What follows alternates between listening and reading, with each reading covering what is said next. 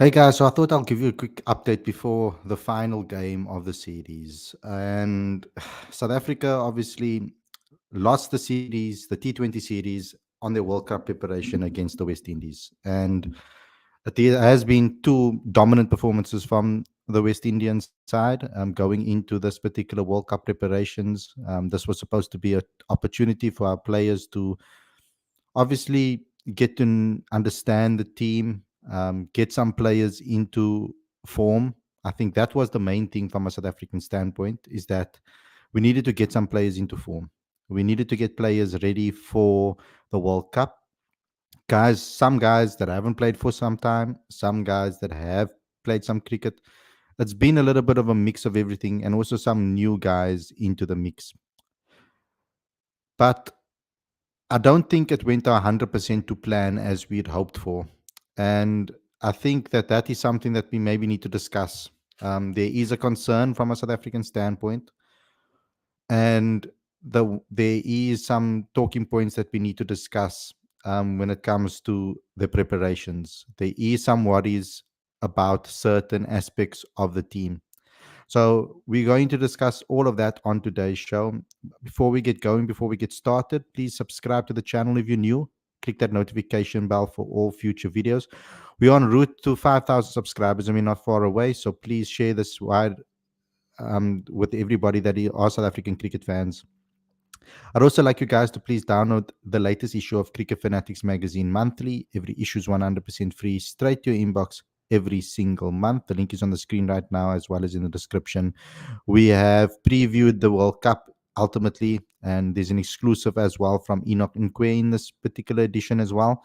So go and get your copies. You can subscribe 100% for free, and you'll get all back issues as well. You'll get access to all of that too on that link as well. So without further ado, let's get straight into today's video.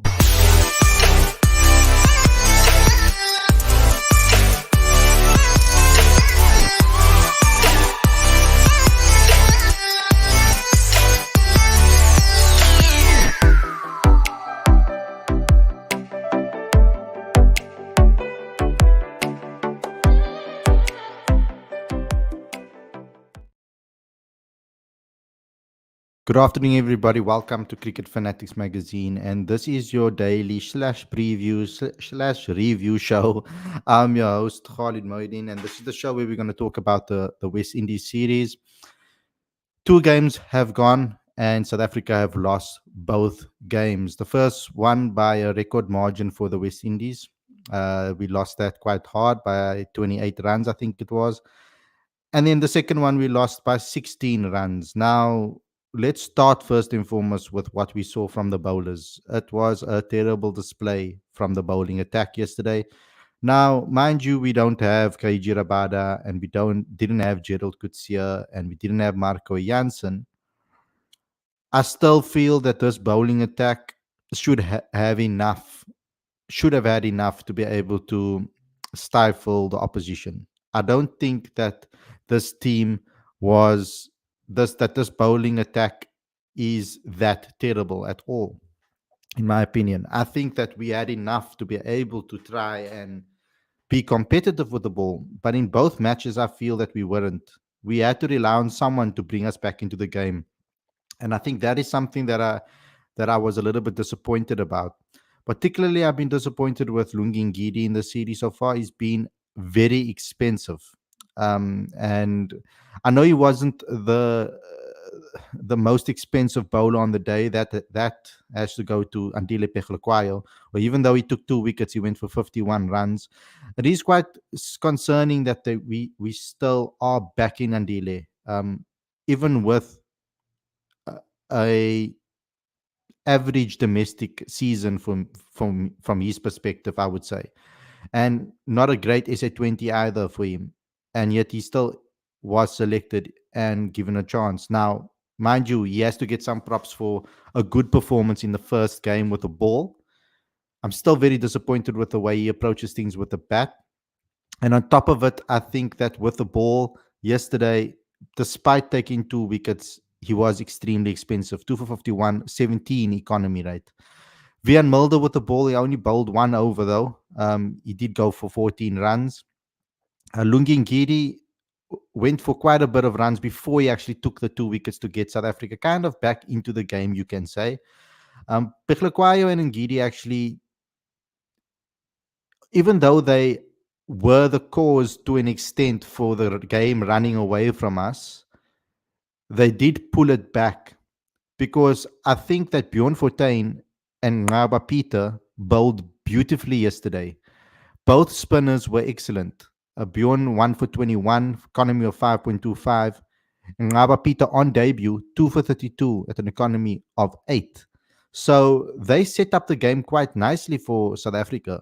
And then the seamers just allowed them to run away from it. I think particularly Andrich Nokia as well. They punished him. 0 for 47 in 4 overs, 11.75. You can see that he's not 100% fit. And that is a major concern. And that's why I hoped that he could play all 3 games and not just the last 2, which is probably going to be happening now. He's only going to be playing the last 2. So I would have really hoped that we've Andre played all the games because he needs match rhythm. It's going to be a risk to play him and start with him in the World Cup. Unfortunately, that is the case. So we're going to have to make a decision on that, on what if we're going to trust someone like Andrich in the form that he's currently to lead a line for South Africa in a match and be the main bowler for us. We have Gerald Coetzee who takes a lot of wickets, but he's also expensive. So there is going to be a massive decision that's going to have to be made there. Although when Keshav comes back, and I'm surprised that we haven't seen Debray Shamsi throughout this particular series. That is a little bit of a strange one for me. I feel that he's a player that can add a lot of value to this team, and perhaps we'll see him play in the last game.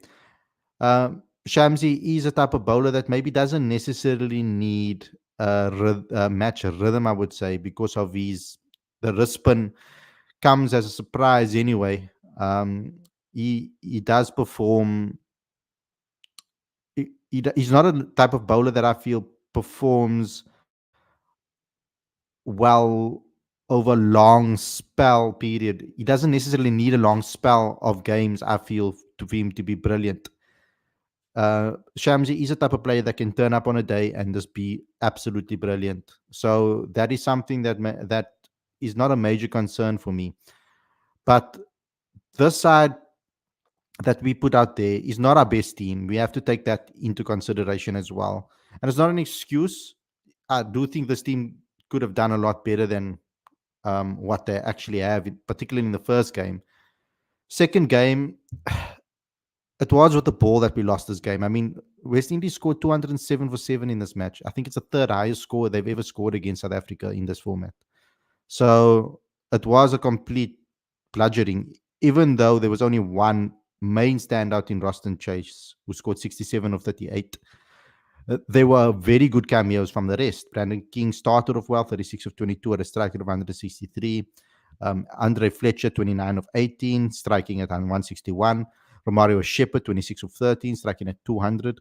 So all of those cameos, as well as Kyle Mayers, 32 of 16, all of their batters, and that's the key thing about T20 cricket. Your players can really save you even though they don't get milestones. If they're batting at a quick rate, they put pressure on the opposition and they score quickly, you can end up, you just need then one player to really step out and score a massive score to take you to give you a good total, particularly when you're batting first. And that's exactly what the West Indies did. They batted us out of the game ultimately. And even though South Africa scored 191 for 7 in the end, we had a brilliant start from Lisa Hendricks and Quentin de Kock. They were excellent. They got us to 81 in just under 5 overs. And that was a fantastic start. And I thought that the foundation would have been laid, and we just needed Quentin to go on and score 50 and Reza to continue his great form of converting. Unfortunately, Quentin de Kock lost his wicket trying to go for two. I felt he tried to go for too many boundaries. He gets into a mode, Quentin, where I feel sometimes he just needs to pull back when he gets a good streak of boundaries. He just needs to pull back a little bit. and just slow things down maybe, and not fall into traps, which he did. He fell into Hussein's trap, and he was smacking him around before that, and then you must assume that the bowler is going to try and change something, and not very seldom in T20 cricket at the world stage, on the highest level, at the highest level, are they going to make the same mistakes if they see they're getting battered around the ground to a particular delivery. They're going to change things up to correct themselves. They are experienced enough and good enough to be able to do so. So that's exactly what happened. um, and Quentin fell into the trap, I would say. He Although the ball did keep low, and I felt that he could have played maybe a defensive shot in that position that he was in, but we can't be too harsh. There was a lack of bounce, and he was beaten, middle stump out the ground, and then, as per usual, as we see in cricket so many times, what happens? A wicket falls straight afterwards, and that's exactly what happened. 3 balls later, Riza Hendricks lost his wicket, 34 of 18. But good sign, a good sign over there, and a good start over there, um, from South Africa. And then the rest were just not up to standard. I mean, I thought that Ryan Rickleton and Matthew Brzezinski, a lot of pressure on them, but I thought they were starting to work their way back into the match, and they were starting to get some rhythm, running between the wickets quite well, until a stupid run out. And South Africa seems to always do something like that. We're getting into good momentum, and then we end up running each other out, or something that changes the game. And we were still in a good position, even though we lost the opening batters. So it wasn't like we were in massive, massive trouble when we lost Quinton and Riza. We were in a strong position, and I feel that if Ryan and Britsky could have continued that momentum and that style of play for a couple of overs, we would have been straight back into the mix. Rassie van der Dussen was okay. He scored 30 of 22 before he lost his wicket, trying to obviously up the run rate and trying to go for things. I mean, we only had 3.5 overs left. So in the game, so he needed to really up the ante and try to go for things, and he ended up losing his wicket. Overall, not very upset about the defeat, because I feel that there are certain things that we are ticking off, and that is giving game time to the guys that are in the World Cup squad. I feel that Ryan Rickleton is working his way into form. I mean, a poor first game, a better second game. Quentin de Kock, poor first game, a much better second game. Riza Hendricks is in form, so I'm not worried about him. Bjorn Fortuin improving from his last outing. And that's all the World Cup players that are in this particular squad, in the side that was picked. And we got an opportunity to see a debutant that played well. So overall, I feel that I'm not okay with losing, but at least we are ticking one of the boxes off, and that is just giving players some momentum. I hope that Andrik Nokia can improve his performance in the next game. I mean, he must have seen yesterday that just bowling express pace wasn't a good idea when it comes to this West Indian team. The ball comes onto the bat quite well, and I feel that Andrik Nokia is, just because he's only played one game now. I think he needs the second game for him to really start to get that momentum that he needs, because we're only playing an intra-squad game. That's the last game before the World Cup, so they're going to have to decide what they're going to do with regards to that. But maybe he needs to pull some slower deliveries, or some changes, and change things up a bit, because the current method that wasn't necessarily working for him. He is struggling with his form at the moment and his fitness. So I'm just really hoping that things can turn around, and he needs tonight's game. Sorry, he definitely needs tonight's game. as the last final preparation for that. So let me just get into the live chat and see what you guys have had to say. Ayanda saying, poor bowling from the lads. We need to open with Rickleton tonight, something he's familiar with. I wouldn't change things around. I think that Rickleton just needs time under his belt, and I don't think number three is so different. Or I okay, it can be dependable on how well the opening partnership does. But I'm happy with Rickleton at three for now, um, because we need to get Quentin de Kock's confidence up and get some momentum for Quentin de Kock heading into this tournament, because we are going to start him. Even though, and that's why I wanted both of them to play, is because I kind of want them to go head to head for that opening position. Whoever's in form needs to start. And I don't think there was too much difference for Ryan Rickleton in this games so far, because the first game Quentin went out early anyway, so Ryan kind of came in the power play anyway. Uh, Yesterday was a bit different though. He did come in a little bit, you could say a little bit later on. Uh, Even though we raced away in that first 5 overs or so, Rickleton came in quite early-ish. And he came in at the period where it will probably be the hardest for an opening batter if they've been at the crease from the first ball. Um, Ayanda, our batsmen are poor after the power play. Generally speaking, we are better after the power play, generally, in normal circumstances. Um, Yesterday, we flipped things around. We were really good in the power play, and we ended up losing quick wickets straight after the break almost. PSV says it was shocking to see no boundary from 7th over till the 12th, 13th over. Pathetic middle order scored 73 runs in 69 balls after 81 runs in initial 29 balls. Pathetic batting. So all opening batters over there. It's all top order batters in that middle order. Ayanda says Nokia has been piss poor. I know people will say, yeah, he has come back from injury, but he's played an entire IPL prior to the series. Bevan says, with a wrong squad selection and team composition, I was expecting this. I mean, to pick four specialist openers and batting RVD and five. Come on, man, it's a crap decision. It is, but we know that that's not our best team. Rob Walters obviously has a plan there in the selection that he made. There must have been something that he wanted to see from these players.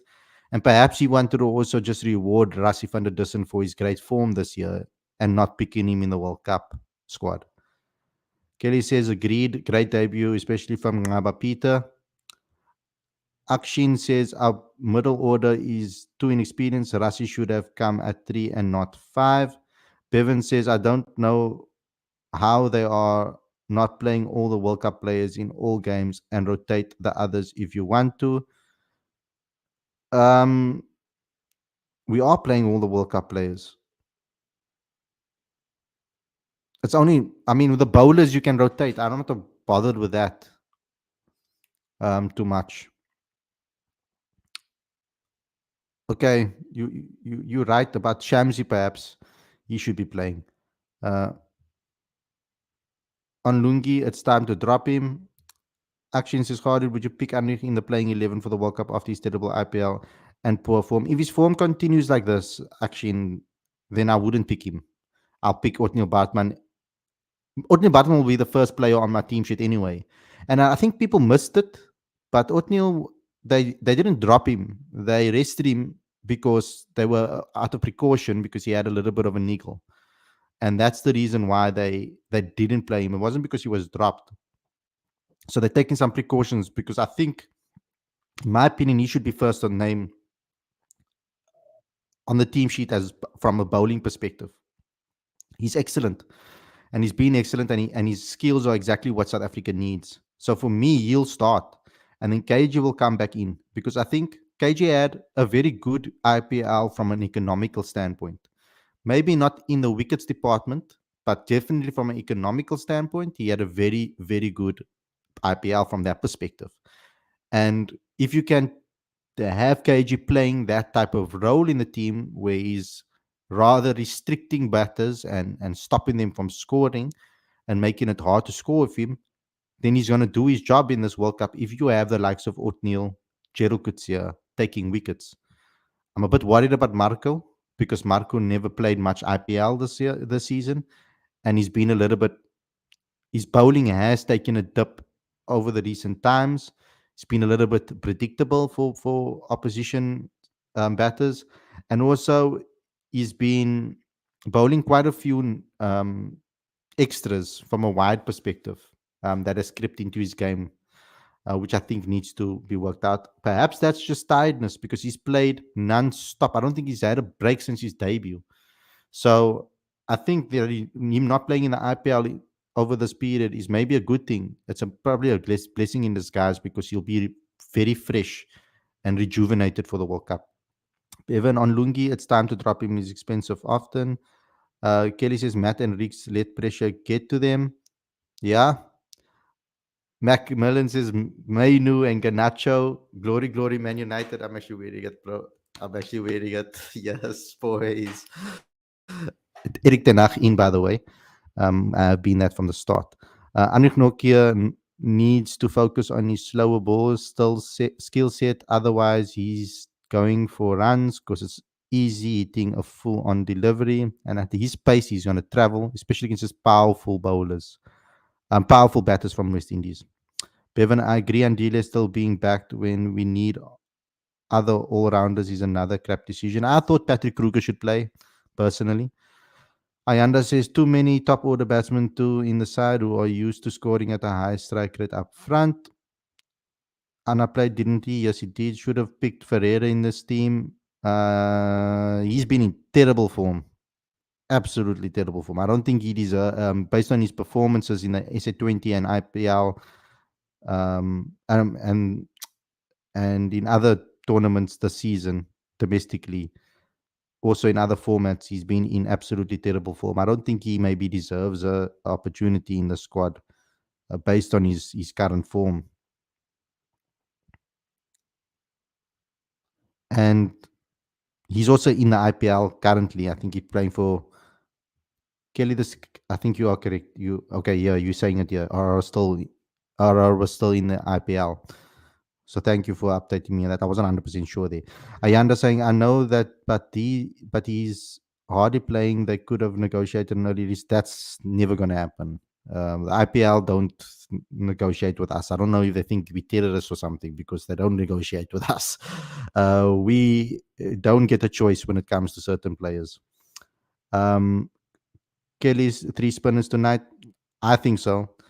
This persistence with Quinny, who's off form, will only hurt the team going into the tournament. Well, he batted really well yesterday. He looks like he's starting to get into form.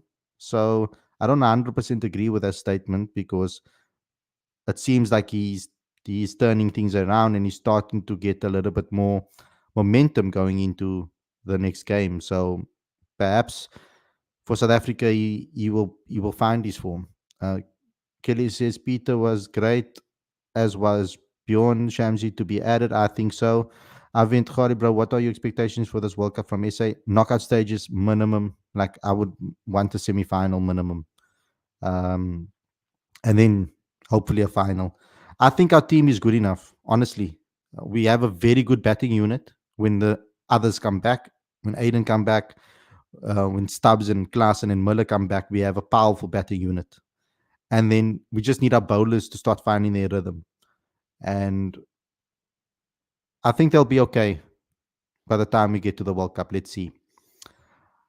I get where you're coming from, but Quinton de Kock did put in improve. Exactly what I said, Ditto.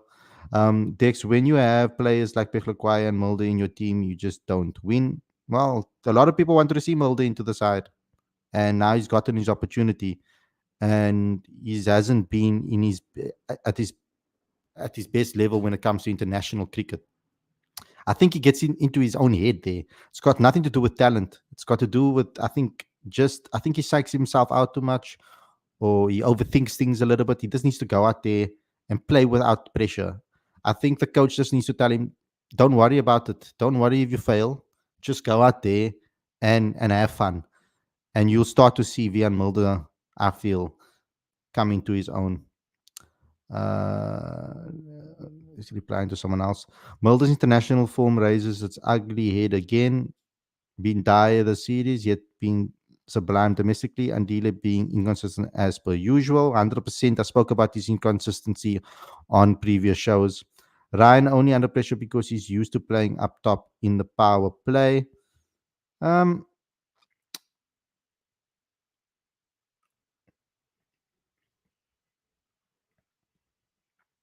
Maybe we can switch it around for the next game, for tonight's game.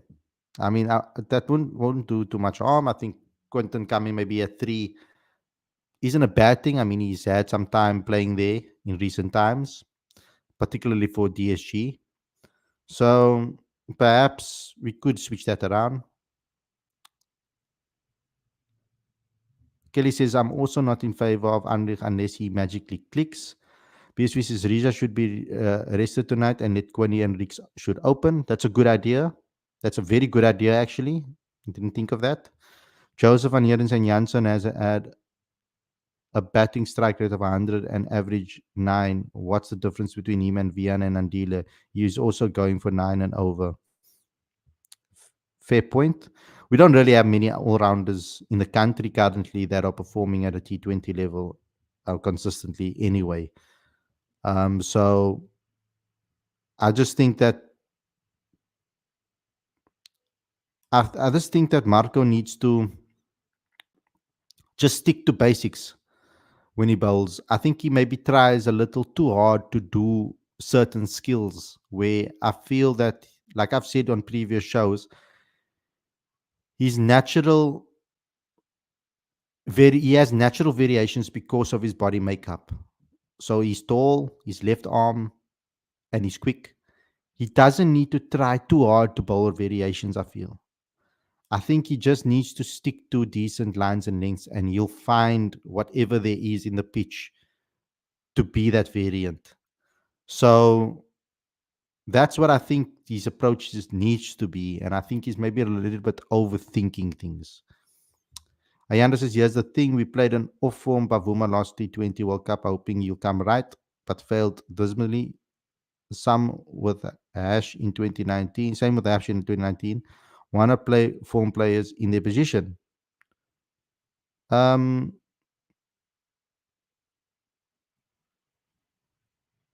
you're talking about Quinny and Rickleton here. So, because for me, I feel that Quentin is a type of player that you can play into form. And if you have a Quentin in form, he can be devastating. You could see what he did for us in the 50 over World Cup. So, if you have a player as great as Quentin when he is in form, you are going to try to get him back into form.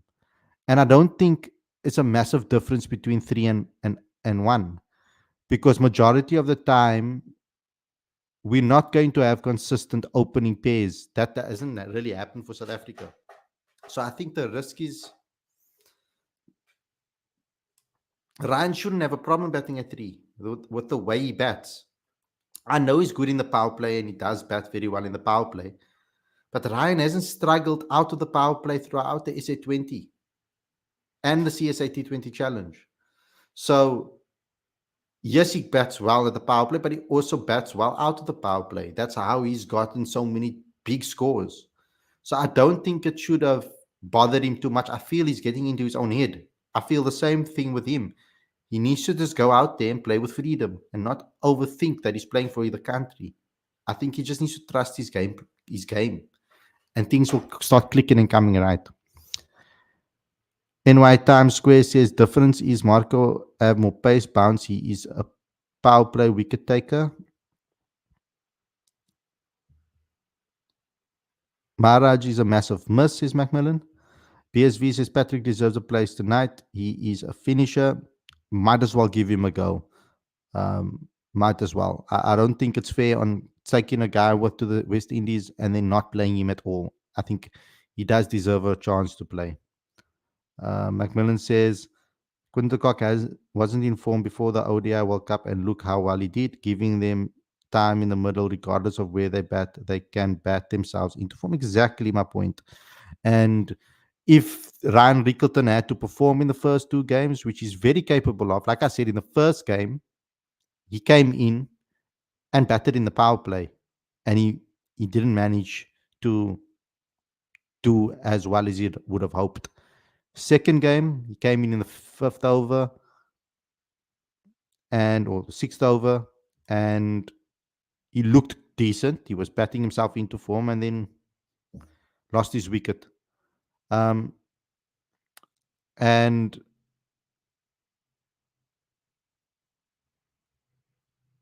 today's his final shot. So if Quinton, if he does really well in tonight's game, and I feel that give him a okay, then tonight I don't. I'm not against giving him a chance as an opener tonight and playing Quinton at three. Then that should maybe be the decision that Rob will make. His time in the middle could be all any one player needs to turn a corner 100%. That's exactly it. Um, you just need some time in the middle sometimes and to just turn things around, and that's what Quinton needed, and I think that's what Quinton needs in this format currently because he hasn't going. I think in general he's just been out of form since the World Cup. Actually, he's been out of form. Um, so yeah, time in the middle will really help him out a lot. So yeah, there's another game tonight, guys. It starts at 9 o'clock. So it runs all the way till 12:30.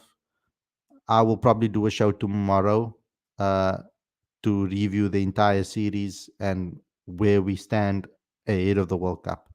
Um, so remember to come and join in tomorrow for a show, and we'll have a nice chat where everybody's together because then everybody can watch it. You don't have to. I don't have to ask you guys to sit up till late in the evening or late in the morning, or early in the morning, late at night to sit on a stream with me. We can summarize everything on tomorrow's cricket show. So I hope you guys enjoyed this episode, and we will see how the Proteas fare tonight. Whether some of these players now with the pressure off, no series on the line, whether etc., they can just go out there and get some momentum. For me, this series wasn't about necessarily the victory. It would have been great to win. I'm not going to deny that. I'm not saying that. I'm not accepting the fact that we lost and the way we lost. Um, but at least on the more confident, positive side of things, on the more optimistic side of things, this series was supposed to prepare us for the World Cup and get some players time in the middle and get some players into form heading into the World Cup. That was the aim of it. And let's hope that the IPL guys, Andy Klaassen, Aiden Markram, etc., can have a great final too, so that they can come into the World Cup with something behind them that's positive. Because an intra squad game is not going to prepare our players enough, I feel, for the World Cup. Luckily, this is a T20 World Cup as well, because in T20 cricket, yes, form's important in cricket in general, but I don't feel as important as in other formats. Let me just remind you there. I always believe in form, but in this format, you can suddenly just have a great game and then go on a run. It can happen. This T20 is so unpredictable. Uh, Players can come out of nowhere and score runs. Even average players can find their form suddenly and do brilliantly in it. So that's the type of format we are dealing with. But anyway, guys, thanks a lot for watching. And don't forget to subscribe. We are very close to 5,000 subscribers. So get us there quicker by sharing this with everybody. The YouTube algorithms have changed a lot and it isn't favoring creators. So please smash the like button and comment and share, because that's the only way we're going to grow, and that's the only way more people will start to see our channel. You have to smash that like button, comment, and share. I want you guys to try your best to try and comment on the video after it's gone live. After we end the stream, just go to the YouTube video and just comment in the comment section, not only in the live chat. I really love your comments in the live chat while the show is live and we're talking and interacting. That's the point. But also after the show, for the people that come back and watch the video later, I would love you guys that are often coming to this and that are loyal fans of the show and watch me live, to also interact with some of the fans that do watch the show a little bit later on, maybe the next day or next morning. Thanks a lot, everybody, for watching. Good luck to the protest tonight. Hope you guys enjoy the rest of your weekend, and I'll see you guys very soon. Peace out.